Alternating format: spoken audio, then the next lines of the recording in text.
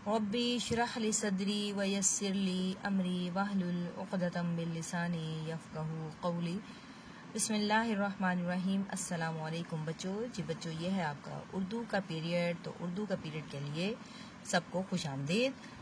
तो बच्चों, आज है 27 अप्रैल सन 2021। तो हम जो टॉपिक हमारा चल रहा था वो है शेख सादी के अक़वाल।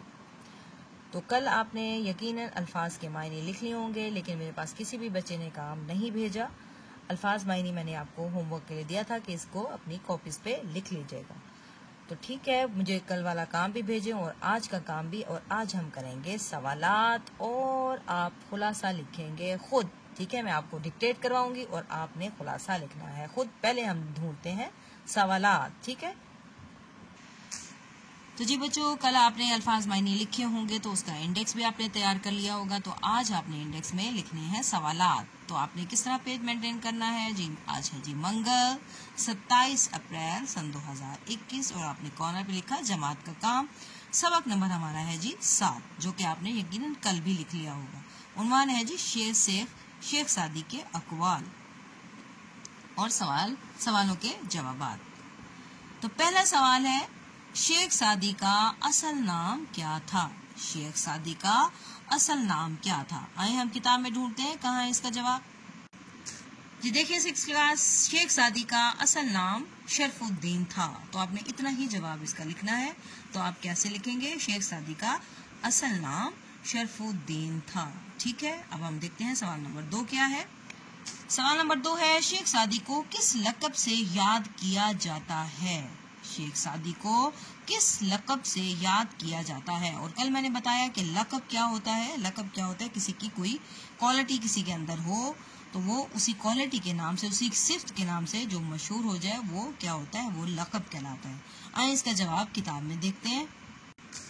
जी देखिए, हकीम मशरिक के लक़ब से याद किया जाता है। इन्हें हकीम मशरिक के लक़ब से याद किया जाता है। हकीम मशरिक का मैंने बताया था, हकीम का मतलब होता है, जी मैं बता रही थी, हकीम का मतलब होता है हिकमत वाला, यानी कि दानाई वाला, अक्लमंद, जो कि मशरिक की तरफ से हो। मशरिक में जो जाना पहचाना नाम हो वो कहलाता है हकीम मशरिक, यानी कि अक्लमंद शख्स जिसका ताल्लुक क्या हो? मशरिक से हो। ये उनका क्या था? लक़ब था। यानी कि उनको लोग बहुत ज़्यादा, ये उनकी सिफ्त उनमें क्वालिटी थी कि वो बहुत ज़्यादा दानिश्वर थे, अक्लमंद थे और वो मशरिक के रहने वाले थे, इसलिए वो इसी लक़ब से क्या है? मशहूर हो गए। अब देखते हैं सवाल नंबर 3 क्या है। ये देखिए सवाल नंबर 3 है जी, इन्हें हकीम मशरिक के अलावा और क्या कहा जाता है? हकीम मशरिक के अलावा भी उनका कोई नाम होगा। देखते हैं किताब में क्या लिखा हुआ है। जी यहाँ जवाब है, वो मुअल्लिम इखलाक भी कहलाते हैं। वो मुअल्लिम इखलाक भी कहलाते हैं। मुअल्लिम का मतलब होता है उस्ताद, और इखलाक जिसका यानी कि बोलने का अंदाज, बातचीत करने का अंदाज अच्छा हो, वो यानी कि उनका इखलाक बहुत अच्छा था। मुअल्लिम इखलाक यानी कि इखलाक का उस्ताद भी कहलाते हैं। तो इसका क्या जवाब बनेगा? इसका जवाब बनेगा इन्हें हकीम मशरिक के अलावा मुअल्लिम इखलाक भी कहा जाता है। ठीक है, अब आ जाए सवाल नंबर 4 की तरफ। देखते हैं सवाल नंबर 4 क्या है। जी सवाल नंबर 4 है, उन्होंने अपनी जिंदगी का बेशतर हिस्सा किस काम में गुजारा? उन्होंने अपनी जिंदगी का बेशतर हिस्सा किस काम में गुजारा, यानी कि वो क्या काम करते थे अपनी जिंदगी में, उनका बेशतर हिस्सा कहाँ गुजरता था? जी देखते हैं किताब में इसका क्या जवाब मौजूद है। जी देखिए, पहले ही पैराग्राफ में तमाम सवालों के जवाब हैं। इसका जवाब भी यहाँ मौजूद है। अब उन्होंने यानी कि अपनी जिंदगी का बेशतर हिस्सा सैरो सयाहत में गुजारा, यानी सैरो तफरी में गुजारा। उन्होंने सैरो सयाहत का मतलब सैरो तफरी करना इसका मतलब होता है। तो इसका क्या जवाब बनेगा? उन्होंने अपनी जिंदगी का बेशतर हिस्सा सैरो सियाहत में गुजारा। तो ये हमारे 4 सवाल थे आपकी किताब में, तो चारों मुकम्मल हो गए। अब जी आपका जो होमवर्क है वो है जी सबक का आपने खुलासा लिखना है। ये मैं आपको एक दफ़ा फिर से सुना देती हूँ, डिक्टेट कर देती हूँ, बोलती हूँ। मैं बहुत आहिस्ता आहिस्ता से बोलूँगी, इंशाल्लाह आप इसको लिख लोगे। वैसे इसका तकरीबन मुकम्मल जो ये सबक है ये इसका आ जाता है खुलासे में اس میں سے ہم دیکھتے ہیں ہم کیا کیا چیزیں لینے والے ہیں. تو جی بچوں آپ اس کا خلاصہ کس طرح بنائیں گے؟ خلاصے کا مطلب ہوتا ہے کہ آپ نے اس چیپٹر کو ذرا مختصر کر کے اپنے الفاظ میں لکھنا. تو کہاں سے ہم یہاں سے شروع کریں گے. شیخ سعدی کا اصل نام شرف الدین تھا.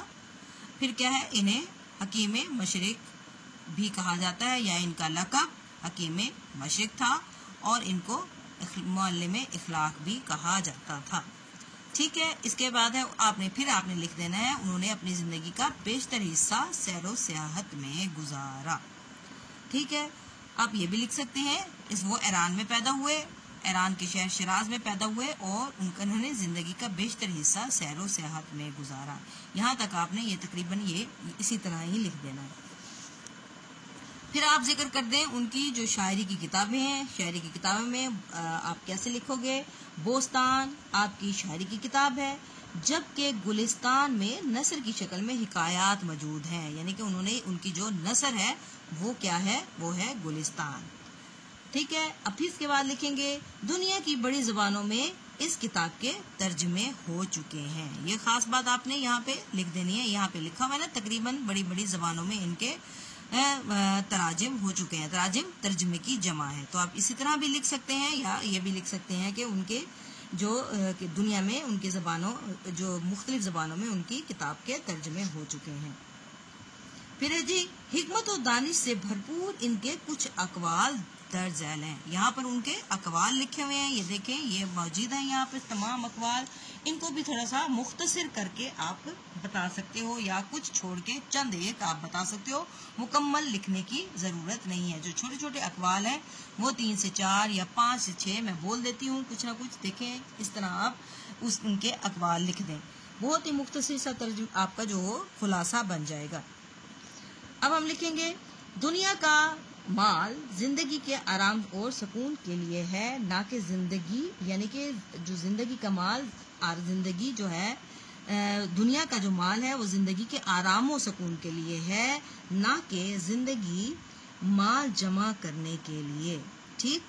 یہاں پر یہ دیکھیں نا، یہاں پر ان کا ایک یہ قول موجود ہے. یہ دیکھیں یہ پہلا ان کا قول ہے کہ دنیا کا مال زندگی کے آرام و سکون کے لیے ہے، نہ کہ زندگی کا مال جمع کرنے کے لیے. آپ نے یہ ایک لکھ دیا. اس کے بعد آپ لکھیں گے یعنی کہ مال کو کمائیں اور پھر آپ اس کو کھائیں. اس کے بعد یہ آپ لکھیں گے اور علم کو سیکھ کر اس پر عمل کرنا چاہیے. علم کو سیکھیں اور پھر اس پر عمل کرنا چاہیے. دیکھیں جو پہلا ہے اس میں یہ 2-3 باتیں جو ہیں وہ ساری کس میں ہے؟ دنیا کے مال و دولت کے بارے میں ہے. اس کے بعد جو انہوں نے یہاں پہ شروع ہو رہے ہیں ان کے جو علم کے بارے میں انہوں نے بتایا، تو آپ اس کو شارٹ فارم میں لکھ دیں گی کہ علم کو سیکھ کر اس پر عمل کرنا چاہیے. پھر ہے جی بری عادت والا انسان اپنی بری عادت کی وجہ سے ہمیشہ مصیبت میں پھنسا رہتا ہے. ٹھیک. یہ یہاں پہ یہ بری عادات والا یہ آپ لکھ لیں گے. اس کے بعد لکھیں جی اس کے بعد لکھیں لوگوں کو ستانے والا بڑا بد نصیب ہوتا ہے، بری صحبت میں بیٹھنے والا کبھی سوچ اچھی نہیں رکھتا. ٹھیک ہے. یہاں سے آپ لکھ لیں گے یہ بری صحبت میں بیٹھتا ہے، اس کی سوچ کبھی اچھی نہیں ہوگی. اس کے بعد پھر آپ آخری لکھ دیں. ٹھیک ہے. کتا دنیا کی ذلیل ہستی میں شمار ہوتا ہے، مگر حق شناس کتا ناشکر انسان سے بہتر ہے. ٹھیک ہے. اس طرح آپ کا یہ خلاصہ مکمل ہو جاتا ہے. اسی طرح آپ نے تمام جو ہے اقوال لکھنے کی ضرورت نہیں ہے. جو میں نے آپ کو بتایا ان کو آپ نے اپنے الفاظ میں بیان کر کے لکھ دینا ہے. بہت ہی آسان ہے، کوئی چیز مشکل نہیں ہے. 2-3 دفعہ آپ کوشش کریں گے تو خلاصہ لکھنا آپ کو آ جائے گا. ٹھیک ہے بچوں، اس کو اچھی طریقے سے لکھیں اور پھر مجھے سینڈ بھی کریں. اوکے بچوں، ٹیک کیئر. اللہ حافظ.